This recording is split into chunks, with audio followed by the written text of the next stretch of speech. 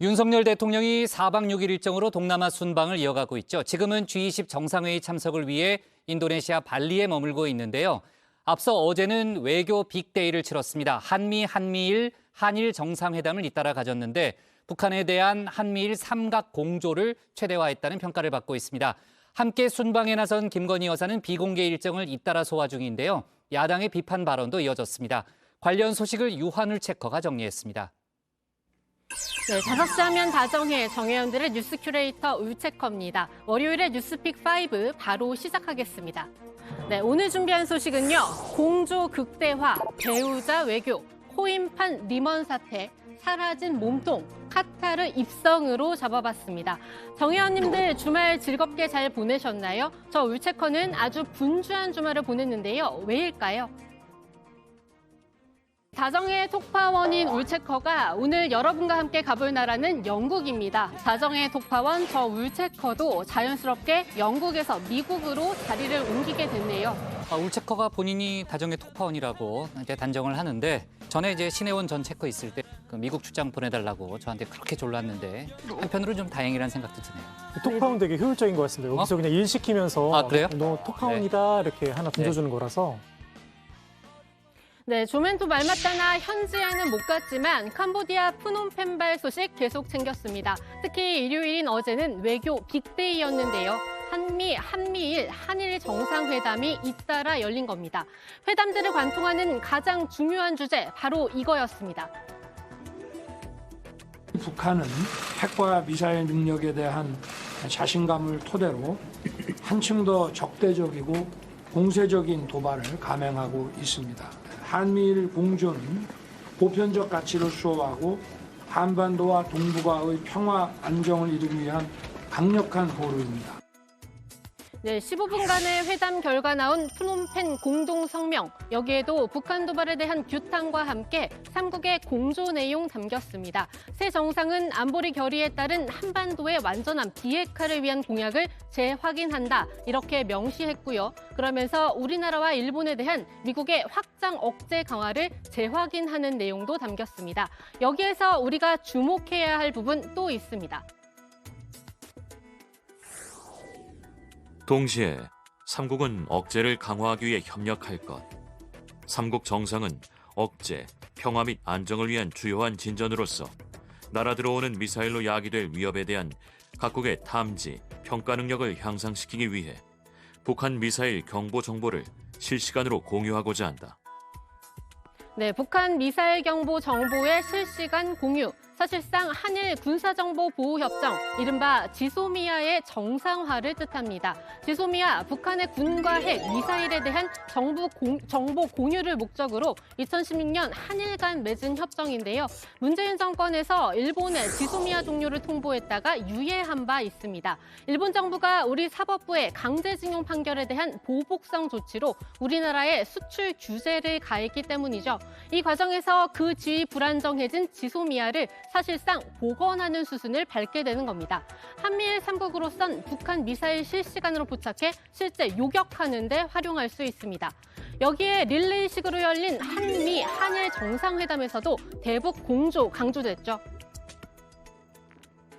한미일 정상들의 미국 방문 일정을 기준으로 볼 때 이번 릴레이 회담 일정 자체는 매우 무리한 일정입니다.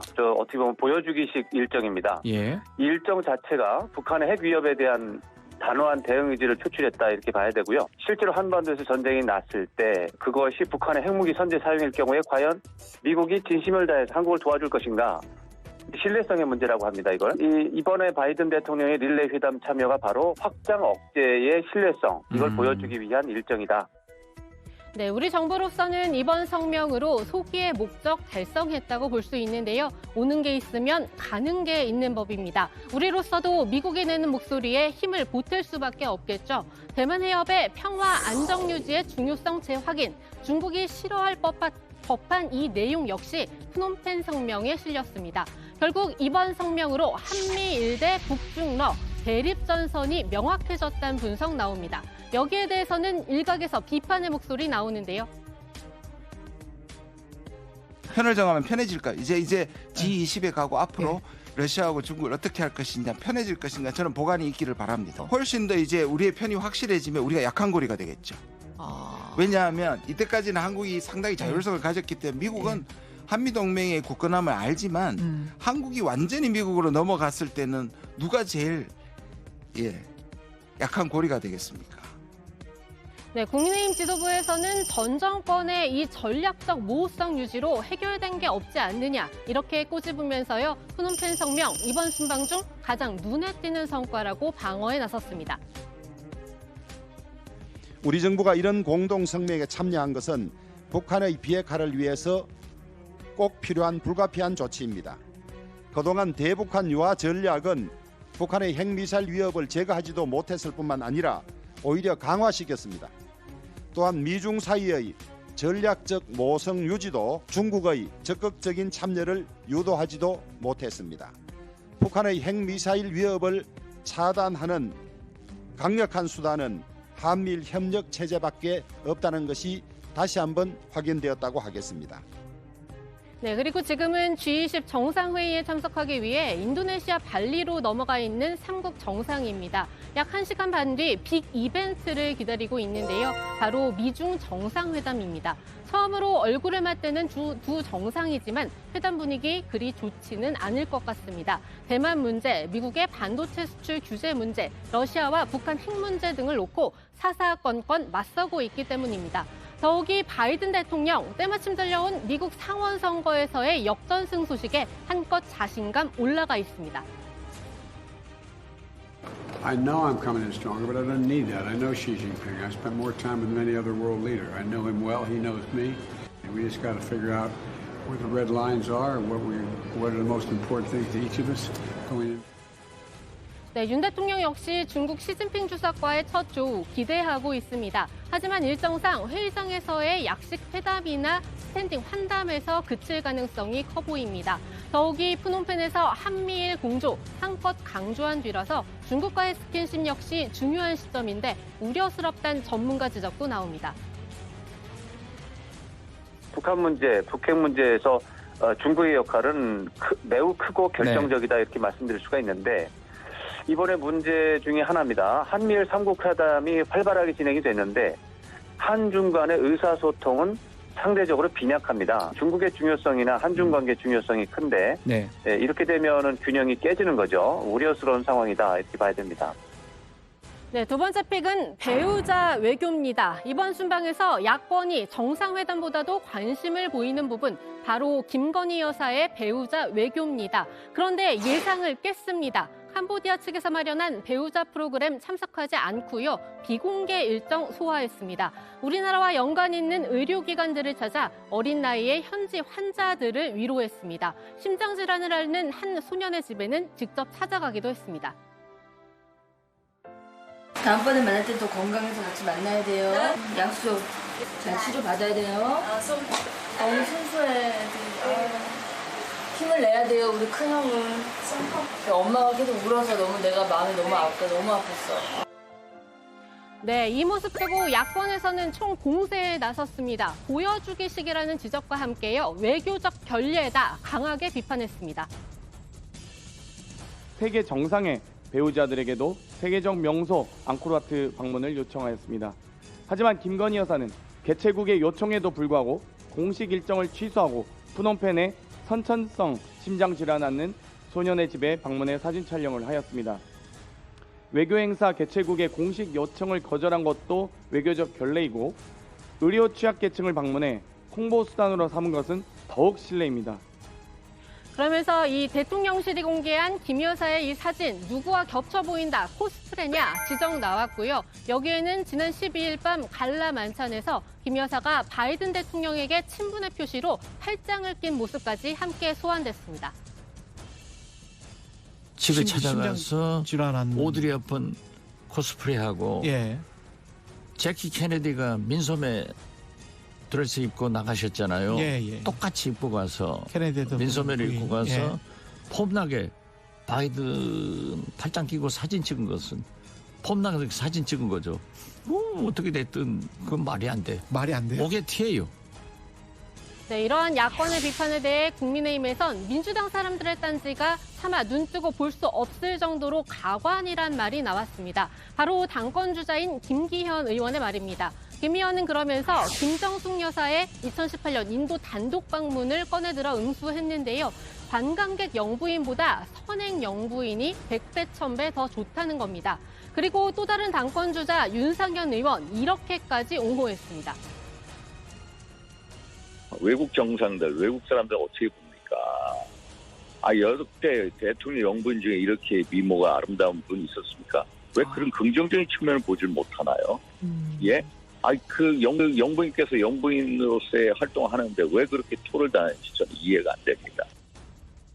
그리고 이 김 여사의 일정들 취재진들에게 하나도 공개되지 않았다는 데 대한 지적도 있습니다. 앞선 순방에서의 논란을 의식한 것으로 보이는데요. 이 일정들 모두 취재진 없이 진행된 뒤 나중에 대통령실에서 찍은 사진과 영상으로 공개됐습니다. 이뿐만이 아닙니다. 한미, 한일 정상회담 역시 취재진들이 직접 취재할 수 없었는데요. 여기에 대한 야권의 지적도 있습니다. 이 현장에서 무엇이 있는지, 그리고 배석한 사람들은 어떤 눈빛을 주고받는지, 이 배경들은 어떤지, 그리고 돌발적인 상황에 대해서 어떠한 제스처들이 나오는지를 함께 취재하기 위해서 기자들이 이곳에 있는 것 아닙니까? 기자들의 카메라를 무서워하면서 어떻게 그 살벌한 외교 전쟁을 펼칠 수 있단 말입니까? 그 정도의 배짱도 없고 그 정도의 배포도 없습니까? 지금 윤석열 대통령이 하는 행태들을 보면 언론의 존재 자체를 부정하고 있는 것 같습니다. 네, 이 문제에 대한 논란은 순방이 끝난 뒤에도 이 MBC 전용기 탑승 배제와 더불어 이어질 것으로 보이고요. 네, 세 번째 픽은 코인판 리먼 사태입니다. 세계 3대 가상화폐 거래소인 FTX가 지난주 파산 신청을 했습니다. 회사 부채는 66조 원, 계열사 130여 곳이 파산한 데다 채권자는 10만 명이 넘는 업계 역사상 가장 큰 규모의 파산인데요. 그런 만큼 비트코인 가격이 급락하는 등 후폭풍도 거셉니다. 다른 가상화폐 거래소로까지 이번 사태 확산될 조짐도 보이는데요. 일각에선 2008년 글로벌 금융위기 불러온 미국 투자은행 리먼 브라더스 사태를 떠올립니다. It is going to be something like a Lehman Brothers because FTX.com just didn't have individual investors as their clients. They had other brokerage firms, hedge funds, trading shops, venture capitalists, institutional investors, and even crypto miners and crypto validators as customers that held funds with their brokerage operation. 네, 미국 법무부와 증권위원회는 이 FTX CEO가 고객 자산에서 돈을 꺼내서 불법 지원을 하는 등 금융 범죄 가능성이 있다고 보고 수사에 착수할 방침이고요. FTX 본사가 있는 바하마 당국도 위법 행위가 있는지 조사에 들어갔습니다. 네, 다음 픽은 사라진 몸통입니다. 라임 사태 몸통 김봉현 전 스타 모빌리티 회장 전자장치를 끊고 도주한 지 나흘째이지만 행방이 묘연합니다. 이 전자장치 김 전 회장이 지난해 7월 보석 조건으로 부착하고 있었던 건데요. 1심 선고에서 중형이 나올 것 같자 재판 1시간 반 전 끊고 도망쳤습니다. 검찰은 이미 이러한 도주 낌새 알아채고 신병 확보 요청했지만 법원은 3번이나 기각했는데요. 김 전 회장이 도주 과정에서 조카 A씨와 휴대전화 유심을 바꿔 낀 정황도 포착됐습니다. 당국은 밀항을 시도할 가능성이 높다고 보고 전국 항구의 검문 검색을 강화했습니다. 네, 오늘의 마지막 픽은 카타르 입성입니다. 오늘 새벽 벤투호의 국내파 본진이 카타르를 향해 떠났습니다. We are thankful for them.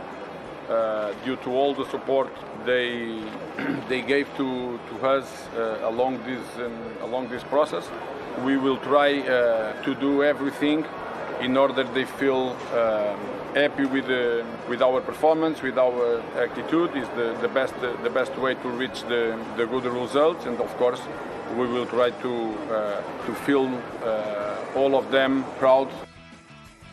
네, 10시간의 비행 끝에 카타르 도하 현지에 도착한 우리 대표팀, 곧바로 현지 적응 훈련에 들어갔는데요. 카타르에서 역대 2번째 원정 월드컵 16강 진출을 해내겠다는 각오 다지고 있습니다.